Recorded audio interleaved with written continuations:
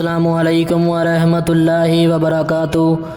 ناظرین، آپ دیکھ رہے ہیں زین مدنی اسلامک چینل اور میں ہوں آپ کا میزبان محمد زین مدنی۔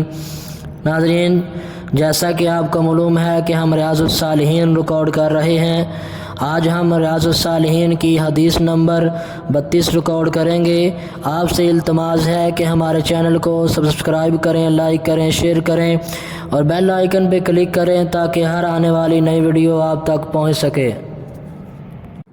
نحمدہ ونصلی علی رسولہ الکریم، اما بعد فاعوذ باللہ من الشیطان الرجیم، بسم اللہ الرحمن الرحیم۔ ریاض الصالحین جلد اول اور باب نمبر 3، باب الصبر، صبر کا بیان، اور حدیث نمبر 32۔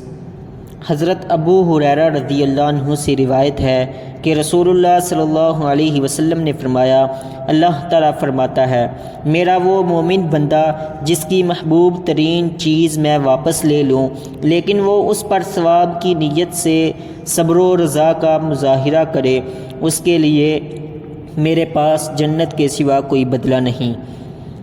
اسے بخاری نے روایت کیا ہے۔ اس حدیث سے کیا فوائد نکلتے ہیں؟ بچے، بیوی اور والدین وغیرہ یہ سبھی انسان کے لیے محبوب ترین چیزیں ہیں۔ ان کی وفات پر اللہ کا حکم سمجھ کر صبر کرنا کمال ایمان کی علامت ہے، اور بے صبری جزا و فضا اور اول فول بکنا ضعف ایمان کی دلیل ہے۔